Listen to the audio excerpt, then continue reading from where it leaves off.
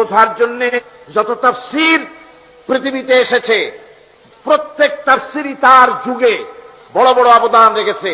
কাশাফ, বাইজাবি, দুররে মনসুর, খাজেন, তাফসীরে কবির, তারপরে রুহুল বায়ান, তাফসীরে আশরাফি, এরপরে মারিফুল কোরআন, ফি জিলালিল কোরআন, সাফাওয়াতুত তাফাসির, এইভাবে করে যত তাফসীর এ পর্যন্ত এসেছে, সমস্ত তাফসীর তার নিজস্ব পরিমণ্ডলে উল্লেখযোগ্য ভূমিকা রেখেছে উম্মতের ওপরে, কোনো সন্দেহ নাই।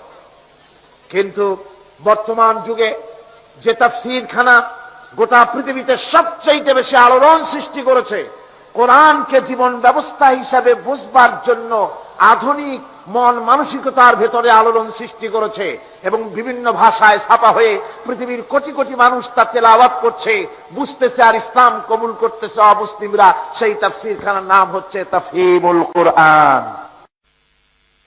তাফহিমুল কোরআনের এর মুফাসসির হচ্ছেন, তাফসীর যিনি করেছেন তিনি হচ্ছেন বিশ্ববিশ্রুত, বিশ্ববিখ্যাত, দুনিয়ার অন্যতম শ্রেষ্ঠ ইসলামী চিন্তাবিদ, মুজাদ্দিদ, আল্লামা আল উস্তাজ আস-সাইয়্যিদ আবুল আলা মাওদুদী রাহিমাহুল্লাহ, নাওয়ারাল্লাহু মারকাদাহু ওয়া জাআলাল জান্নাতা মাসওয়াহু। আল্লাহ পাক তাকে জান্নাতুল ফিরদাউস নসিব করুন, সবাই বলুন আমিন। আজকে ষড়যন্ত্র হচ্ছে পৃথিবীতে বিভিন্ন জায়গায়, ইহুদি শক্তি, খ্রিস্টান, কাদিয়ানি শক্তি, বিভিন্ন মুসলিম শক্তির ভেতরেও এ জাতীয় কথাবার্তা দিয়ে জনগণকে বিভ্রান্ত করার চেষ্টা করছে। মাওলানা মওদুদী সাহাবায়ে কিরামদের বিরুদ্ধে কথা বলেছেন, কোরআন শরীফের বিরুদ্ধে বলেছেন, নবীদের বিরুদ্ধে বলেছেন, আজে বাজে কথা বলে তারা মানুষকে বিভ্রান্ত করছেন। মাওলানা মওদুদীর বিরুদ্ধে যত অভিযোগ, সে অভিযোগগুলিকে খণ্ডন করে যে কিতাব আপনাদের সামনে গতকাল আমি বলেছি, কিতাবখানা হচ্ছে মাওলানা মওদুদী উলামায়ে দেওবন্দ কি নজর মে, লিখেছেন আল্লামা হযরত মাওলানা মোহাম্মদ ইলিয়াস, রাইসুল উলুম আল আকলিয়া ওয়াল আকায়েদুল ইসলামিয়া ওয়াত তাফসীর সাবিকান বিল জামিয়া আল ইসলামিয়া ফাতিয়া চিটাগং বাংলাদেশ। জবরদস্ত একজন আলেম, সাহিবে ইলম, আলেমে দ্বীন, সাহিবুর রায়, একজন জবরদস্ত আল্লামা, পটিয়া মাদ্রাসার প্রাক্তন ওস্তাদ, তিনি এই কিতাবখানা লিখেছেন। উলামায়ে দেওবন্দ, বড় বড় উলামারা মাওলানা মরহুমের ব্যাপারে কি সব কথা লিখেছেন, তার সপক্ষে আপনারা কিতাবখানা ওলামারা খরিদ করে নিয়ে যাবেন, বাংলা ভাষায় এটা প্রকাশ করা হবে ইনশাআল্লাহ। যার লেখা বই 48টি ভাষায় ছাপা হয়ে গোটা পৃথিবীতে ছড়িয়ে পড়ছে, আর অসংখ্য অমুসলিমরা ইসলাম কবুল করতেছেন, সবাই বলুন আলহামদুলিল্লাহ।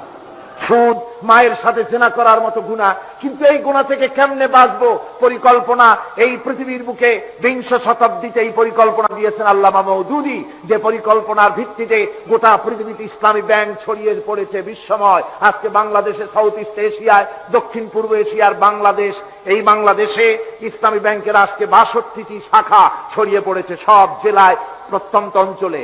এমনকি অমুসলিম দেশেও টোকিওতে ইসলামী ব্যাংক হয়েছে, সুইজারল্যান্ডে ইসলামী ব্যাংক হয়েছে, জার্মানিতে ইসলামী ব্যাংক হয়েছে, ইংল্যান্ডে ইসলামী ব্যাংক হয়েছে, আমেরিকার মতো দেশেও ইসলামী ব্যাংক চালু হয়েছে। তার পরিকল্পনাকারী ছিলেন মাওলানা সৈয়দ মওদুদী রাহিমাহুল্লাহ। আজকের যে ওয়াইসি, এর পরিকল্পনা মাওলানা মওদুদী রাহমাতুল্লাহ আলাইহির। আজকের যে জামিয়া ইসলামিয়া মদিনা আল মুনাওয়ারা, সবচাইতে বড় ইউনিভার্সিটি, এই বিশ্ববিদ্যালয়ের পরিকল্পনাকারী এবং শিক্ষা ব্যবস্থাপনা এর সিলেবাস তৈরি প্রণয়নকারী ছিলেন মাওলানা মওদুদী রাহমাতুল্লাহ আলাইহি। আজকে ইসলামী সেক্রেটারিয়েট সহ গোটা বিশ্বের ইসলামকে ঐক্যবদ্ধ করার জন্য ইসলামী শক্তিকে তার অবদানের কুল ছিল না। আল্লাহর মেহেরবানি, তাকে আল্লাহ পাক বড় মর্যাদা দিয়েছেন। কাবা শরীফের ইমামের কথা আমার হযরত মাওলানা শামসুদ্দিন সাহেব বললেন, এই কাবা শরীফের ইমাম সাহেব এসেছিলেন জানাজা পড়ার জন্য লাহোরে, ফ্লাইট ক্যান্সেল হওয়ার কারণে সময় মতো পৌঁছতে পারেন নাই, কিন্তু দাফন হয়ে যাওয়ার পর ওনার জানাজা পড়লেন মুফাক্কির ইসলাম আল্লামা ইউসুফ আল কারজাবি, যিনি কাতার ইসলামী ইউনিভার্সিটির শরিয়া ফ্যাকাল্টির ডিন, তিনি জানাজা পড়লেন। কাবা শরীফের ইমাম শাইখুল হারামাইনুশ শরীফাইন মাওলানা মওদুদীর কবরের কাছে এসে দাঁড়িয়ে বললেন, মাওলানা মওদুদী নামক এক ব্যক্তিকে আজকে মাদফুন করা এখানে হয় নাই, আজ যেন উম্মতের দ্বীপ্রহরের সূর্যটাকে কবরের মধ্যে রাখা হয়েছে। আমি লন্ডন থেকে যখন লন্ডনে ছিলাম, পাকিস্তান জামাত ইসলামীর নায়েবে আমির খুররাম মুরাদ সাহেব আমাকে টেলিফোন করে বললেন, মাওলানা ইন্তেকাল করেছেন বাফেলো হসপিটালে। পরের দিন আমার ফ্লাইট ছিল জেদ্দায়, এয়ারপোর্টে এসে দেখি টুপিতে ভরা। হিথ্রো এয়ারপোর্ট এত টুপি। শুনলাম মাওলানার লাশ আসতেছে এখানে তার জানাজা হবে।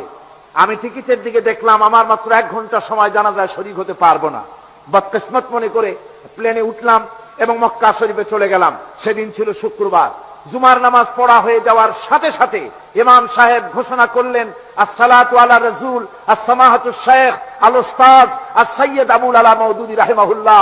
এখন গায়েবানা জানাজা হবে মাওলানা মওদুদী রাহমাতুল্লাহ আলাইহি কাবা শরীফে। আমি নিজে জানাজায় শরীক হয়েছি। নাজ্জাশী বাদশার গায়েবানা জানাজার পরে হারামের শরীফের ভিতরে, আল্লাহর এই হারাম মসজিদে হারামের ভিতরে গায়েবানা জানাজা কারো হয় নাই। আল্লাহ রাব্বুল আলামিন মাওলানার কিসমতে তা রেখেছিলেন। আমার বন্ধুগণ, এত বড় মুফাক্কির ইসলামের বিরুদ্ধে যারা কথা বলতে চেষ্টা করেন, আল্লাহ পাক তাদেরকে হেদায়েত নসিব করুন। সবাই বলুন আমিন।